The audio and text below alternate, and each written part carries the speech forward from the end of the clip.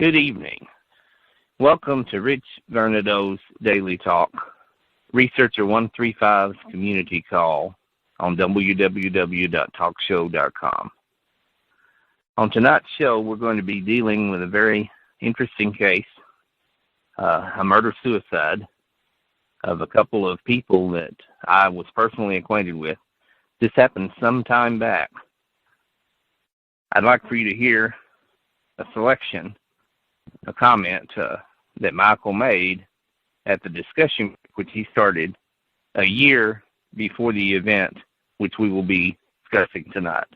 Her soul consciousness may have had enough power to say, okay, this reality is a bunch of blase nonsense. We're going to go on to something else right now. No, it's just like dying or passing, which I love that word too. All right. In other words, my death is going to be different than everybody else's death. Whether or not I know what it is just for me. Some people can experience their own death in the here and now because they can consciously walk into, at any time they want to, another reality. In other words, it's another reality. 1 year before the murder-suicide, that was Michael's voice at the group. And he was talking about the way I look at it, if it was tomorrow, I'd go to sleep, I'd be ready. My death is going to be different to everybody else's death. Some people can experience their own death in the here and now. It was about 4:30 on the afternoon of Tuesday, September 8, 1981. The two children, boys 11 and 6 years old, walked home from school after getting off the school bus and seeing their mother's car was back in the driveway. Catherine had been gone to Kentucky for 5 weeks and had arrived back Monday, September the 7th, Labor Day night. Michael had already gotten home from Dallas on Friday. When the children came in and discovered the horrifying scene, they immediately called their grandmother, Catherine's mother. The scene was shocking. Catherine was on the bed, 2 .22 caliber rifle shots to her head. Seated next to the bed, leaning against the dresser, was the body of Michael, who had apparently committed suicide by shooting himself in the head after killing Catherine. In the kitchen, a strange occult symbol was done on the tabletop. Michael had drawn a pyramid with an eye hovering over it, with a man and woman holding hands walking down a pathway toward a dark door in the front of the pyramid. Below the pyramid were written these words: life, death, and dying. A number of occult and mystical books from Michael's mass library of esoteric literature was nearby. That's the scene. And we have a caller, I see, from Illinois. Good evening. Hi, Rich. I just wanted to ask, when and how did Michael and Catherine meet? They met in Dallas in the Metroplex whenever they were working together at Level Blinds. And they developed a relationship at that time in the late 70s and began living together, one apartment after another. They were in more than one place. And then they ended up coming to moving out into the country where the incident, the murder-suicide occurred. They had moved out there by early 1980, and the event itself happened in September of 81. I see. Were they drug takers? Well, I think to some extent, because that was the culture at the time, definitely Michael had experimented with Quaaludes at least, probably LSD. Of course, the marijuana was an occasional thing that they both used. And had you told me before that he had been in the service? Oh, yes. Michael was a Vietnam vet. He saw a lot of bloody action. He lost a lot of friends and comrades. He was in the Battle of Hill 444, which took 70% American casualties. It was a very traumatic experience for Michael, and he told a lot of stories about his experiences in Vietnam. I think probably like most Vietnamese veterans, he suffered post-traumatic stress disorder, perhaps without even realizing it, without even knowing it. One of the experiences that he related to me, he said that in Vietnam, his platoon had marched into a village where one of the bars had been serving ground-up glass, which had killed one of their guys. The bartender was a female, and they turned her upside down and hung her until she died. So that's the type of stuff that he went through while in Vietnam. That's just horrific. That's got to do something to the mind. Oh, absolutely. You know that it would. There was another incident where he was with a platoon that, with a Sherman tank, burst into a Buddhist monastery, which had a huge golden gilded statue of a Buddha in front of it. And there were these monks in there that were protesting the war. And the American Sherman tank, of course, it took them a little while to knock down these big, huge doors. And they got in there at that time, and obviously some of the monks died when the doors collapsed in on them. And some of them were still sitting in a meditative position while their comrades were buried underneath the big, huge doors that had caved in on them. Just horrific. And I just kind of wonder, I'm not a huge supporter of war, and I just kind of wonder if an awful lot of the servicemen that, they do experience the PSDT, or however it is you say that. Yeah, PTSD, yes. That they're trained to kill. And after they come out of war, that must be something that is hard to maybe not do, or not be able to control, is that killing instinct, plus the training that they've had that's just basically turned them into killers. And I just kind of wonder if that does happen at times, that because of what they did in the service, it adds to their more aggression towards people and places and situations. I think that's very, very plausible. And one of the things which Michael had discussed from time to time in the discussion group meetings at the discussion group which he started, and which I attended and Catherine attended, and a number of other people as well, he talks about feeling that he had been followed by a pattern of death. One of the things that he talked about was that in Fort Worth in 1962, his lovely blonde first wife and small daughter were killed when a drunk driver ran a red light and plowed into their car. This lovely first wife looked a great deal like Catherine, and at times Michael spoke as if Catherine was the return of this first wife. Michael mentioned that the Fort Worth newspaper had taken pictures of the total Cadillac, and mentioned that the drunk had simply walked away from the crash and was not found for several days. The man was very prominent, very wealthy. He got away with it. Nothing was done at that time. But Michael pointed out that years later, the man died an agonizing death from stomach cancer. And, of course, Michael felt that was, the karmatic consequences of what had happened, that the guy got his own punishment later on. Mm-hmm. And I see we have a caller from Northeast Texas. Good evening, Northeast Texas. Yeah, am I on? Hello, how are you? I'm good. I'm very interested in this topic. Great. If you've got a question or a comment you'd like to weigh in with, that would be fantastic. Yeah, well, I just wondered if you think that the culture had anything to do with these murder-suicides we've been seeing in the last few decades.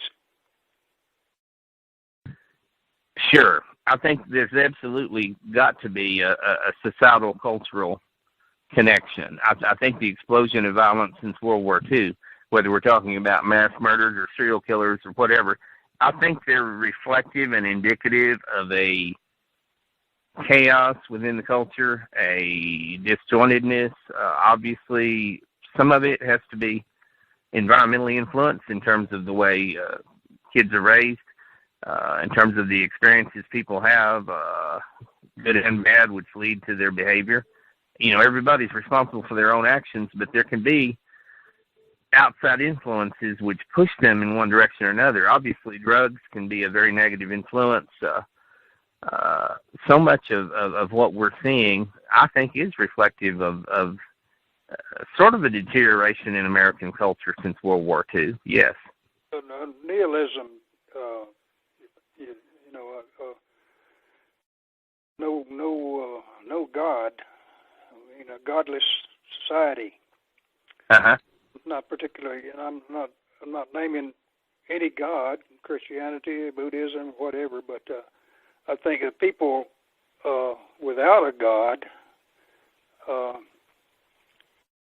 I mean, in a culture, a whole culture is, without a God, then those who are at risk, who would be served by having a God or some direction in life, those who are at risk would be more susceptible to behavior like this in a nihilistic society, in my opinion.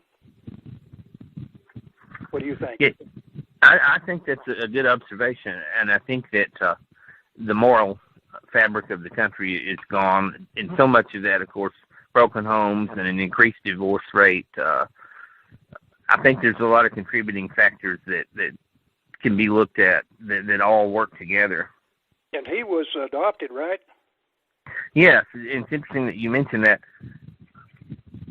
Several stories circulated concerning the circumstances of Michael's real parentage. One version was that his adopted father had actually fathered him illegitimately by a girl and then arranged to adopt Michael. Another version was that his adopted mother had actually given birth to him. She went to elaborate lengths telling stories of how she physically gave birth to Michael. Michael himself went to obsessive lengths to try to discover his real parentage. It took an enormous amount of his time, and he seemed to keep running into dead ends. He did at one point feel that he might have located his real parents, and he had an interesting incident when he was a child living in Wichita Falls, in which a woman came to the schoolyard, and he didn't know who she was, but she told him, she said, "No, but I know you." Yeah, that was... Young adopted Michael began thinking about it, and he decided that she may have been his real mother, who had given him up. Probably.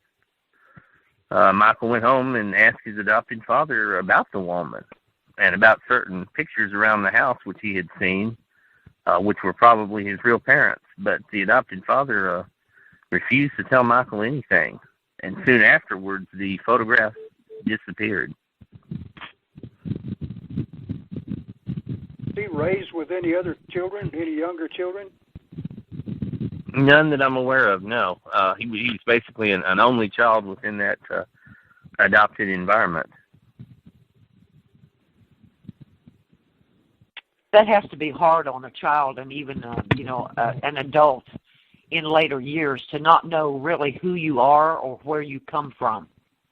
Exactly right.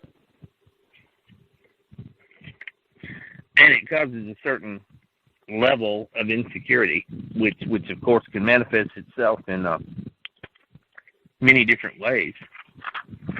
There have been observations made concerning Michael and Catherine's relationship.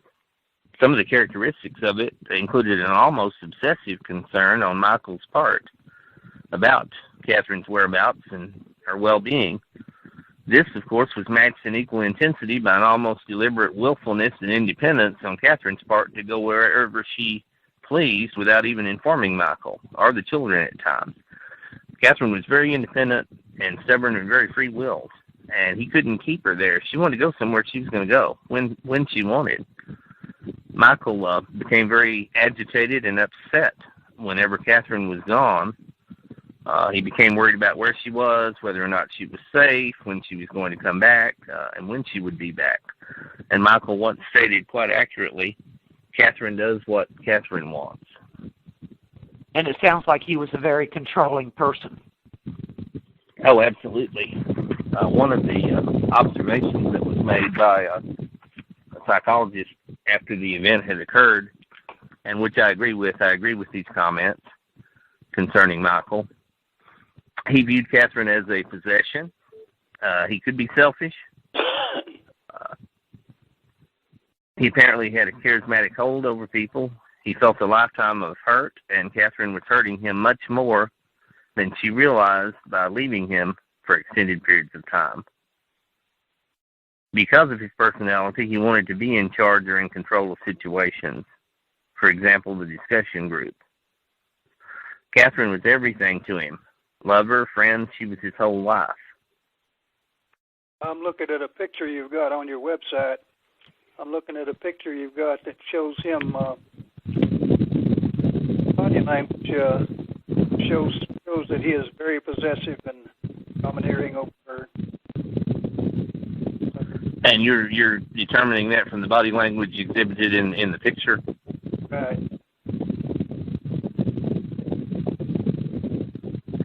It looks to me like uh-huh. It looks to me like they both suffered from insecure attachment in childhood. Uh-huh. They were desperately searching for that for what they didn't get, what they did not get when they needed it in infancy. That's searching for attachment to somebody. Yeah. The possessiveness and jealousy which he exhibited toward Katherine could stem from and manifest from this emotional deprivation that he experienced in childhood, correct? Right. How did he react when she would go off and then come return? What was his reaction on her return? Usually on her return, he would become very angry, and he would say, "I'm leaving, Katherine," and he would then get in the car and drive off. That's avoidant. That's avoidant attachment style right there. When the mother doesn't when the infant can't depend on the mother, whether she's going to be there, whether she's not. You know what I mean? Yeah. They develop an avoidant attachment style. In other words, when she does come back, they're mad. They're not glad to see her. They're mad. Yeah. He would manifest anger whenever Katherine would return after an extended period of time. He picked that. That was his way he learned how to survive as an infant. Learned to get mad when she came back, and so that carries over. Your attachment style, whatever attachment style you have, carries over into adulthood.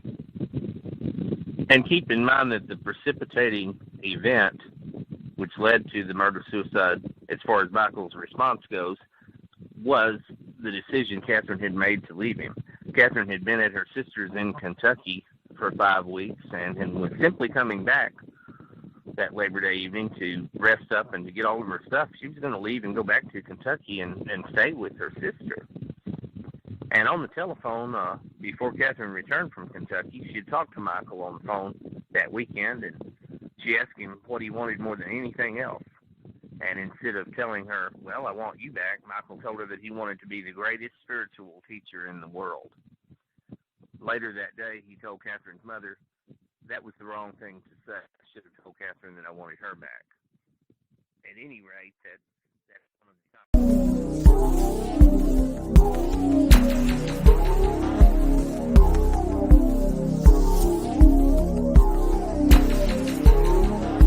His reaction when she did come back from Kentucky or wherever she was.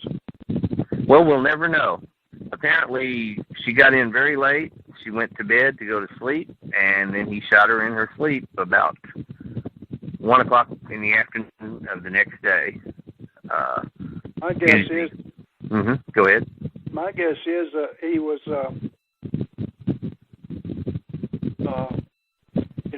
acting out in spades, acting out avoidant syndrome, the avoidant attachment syndrome. But instead of merely getting mad because she left him, he took it to the ultimate extreme. Well, that may be a factor involved in it. Kathy had started to leave Kentucky on Sunday, September 6th, but her sister Pam had persuaded her to stay another day. Later on, Pam related that several things that Kathy said during her 6-week visit led her to believe that Kathy knew that her time was near. Catherine's mother... I'm sorry, go ahead. You think there might have been an unconscious pact going on? That's hard to say, and this becomes quite involved when you look back at the discussion group a year earlier and the numerous meetings in which Michael made references to death, veiled references to knowing how he was going to die, which leads me to something which Catherine's mother said after the event had occurred. Catherine's mother said, that weekend before Kathy got back and the murder-suicide happened, something told me I should get those rifles. They were Kathy's, out of the house. Michael told me he hadn't slept for 3 days, and I could tell he was completely out of it. He seemed to be under the influence of some drugs, and it scared me. I believe he had been planning what he did up to a year earlier. Kathy never believed that he would actually harm her. Michael asked me for Kathy's tape recorder, which was at my house at the time. I'm sure he was planning to leave a tape-recorded suicide message, but I never brought him the recorder. Now, that's what Catherine's mother had to say. You knew him. What do you think was going on? I think Katherine did not believe he would actually harm her. I think that she thought she could come back and get her stuff and could go to Kentucky and stay with her sister. I think that, on the other hand, Michael had indeed premeditated and planned the whole thing out. Whether you want to carry it back a full year or whether you want to just say, well, during that 2 or 3 days while he was there at the house without any sleep, waiting for her to get back, he premeditated and planned it out then at that time. The elaborate details of the suicide notes that were left on the table are obviously an indication of a premeditation of the event.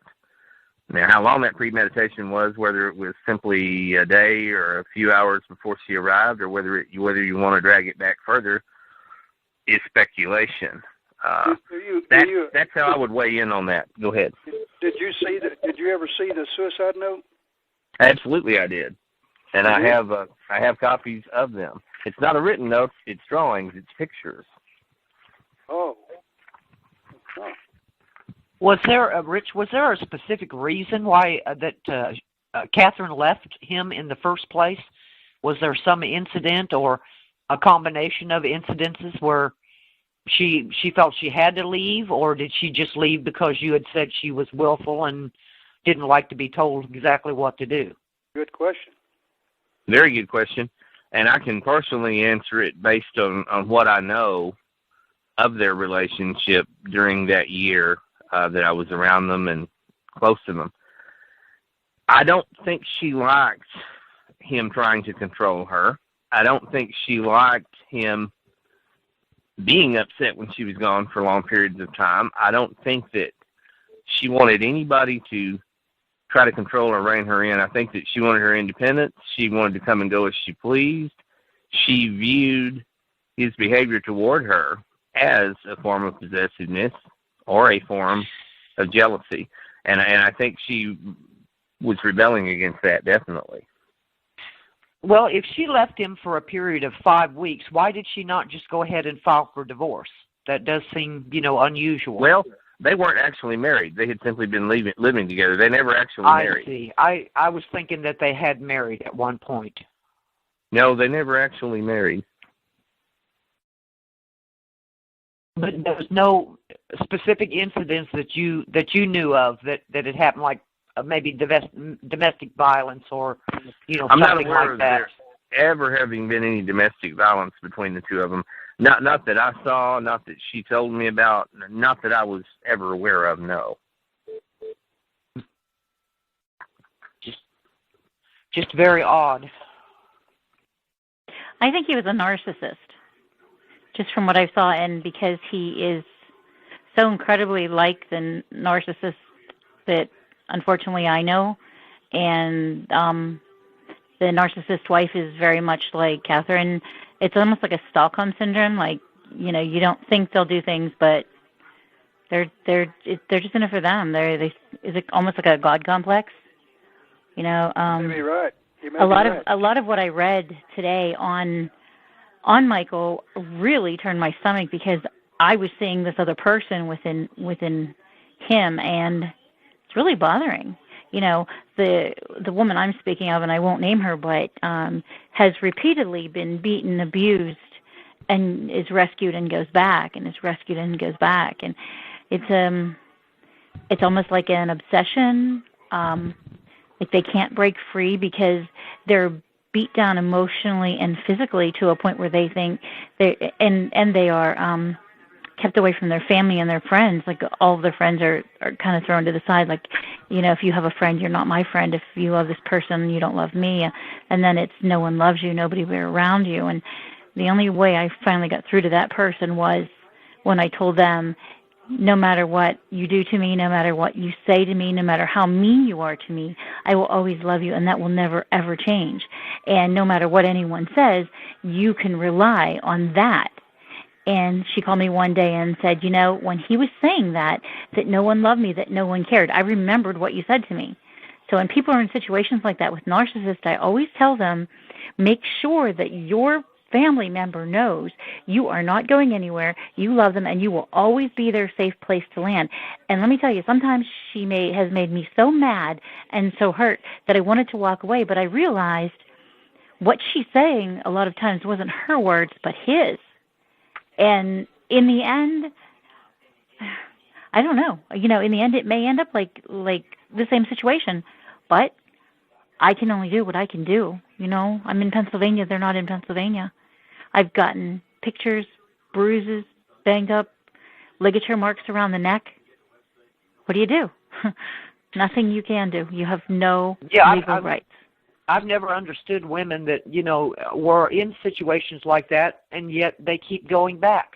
Because they feel they're not worthy of anyone else, because they feel that no one else loves them or will love them, and because the narcissist and the abuser has pushed everyone away and made it so that they don't have anyone else. The first conversation that this woman had with this man was when they were teenagers, and he said, is your father in the home? Is he around?